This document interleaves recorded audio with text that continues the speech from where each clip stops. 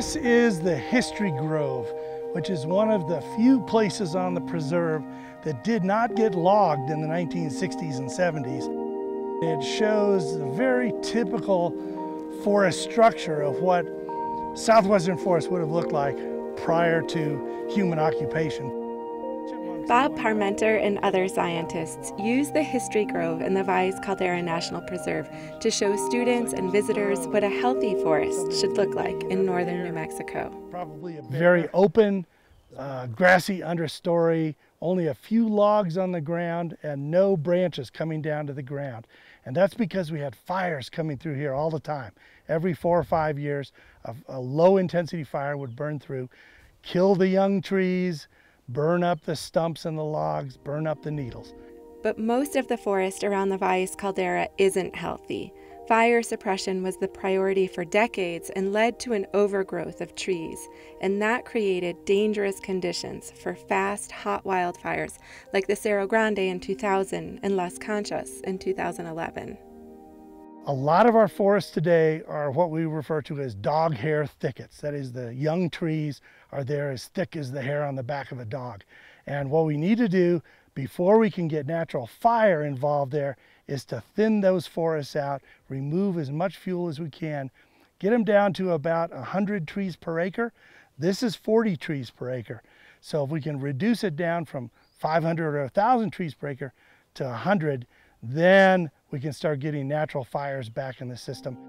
For almost a decade, 2 programs have brought together tribes, scientists, land managers, environmentalists, and the timber industry to plan how to manage the forest to make it healthier.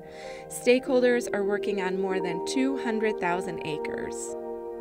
The really great thing about our collaborative here is it involves everybody, multiple agencies that have jurisdiction over land units. It involves universities, it involves environmental groups, it involves forest industry groups. So it's everybody that used to view each other across the tables in a courtroom are now sitting down together and all recognizing the problem and working together to develop the plans to restore these forests. So far in our 8 years of operation here, we haven't spent a single nickel on lawyers. And so it's been all devoted to operations on the ground to really help the forests recover. This summer, the Cajete fire started from a campfire in the Jemez Mountains. Knowing that conditions could be right for another bad fire, firefighters acted fast. It burned about 1,400 acres, including an area managers had already marked for restoration. Susan Harrelson plays a role in this aspect of the collaboration.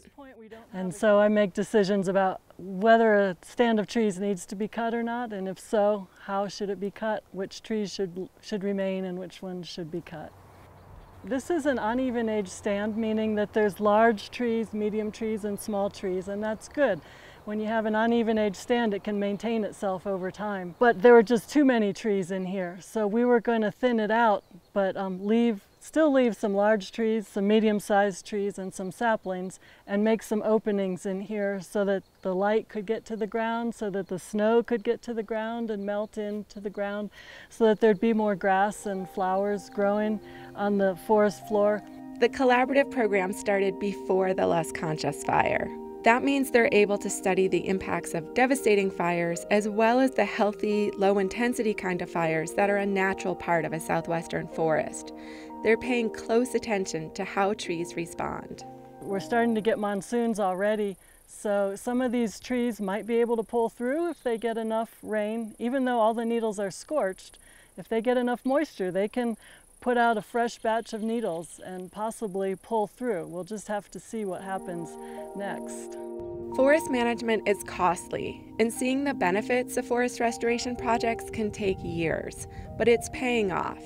The research program that has been monitoring all of these different aspects of the restoration program have shown fairly convincingly that the restoration projects are having the desired effects. We are seeing reduction in fuel loads. We are seeing increase in grasses and forbs. We are seeing greater areas with snowpack. So a lot of the predictions from this have been shown to be true.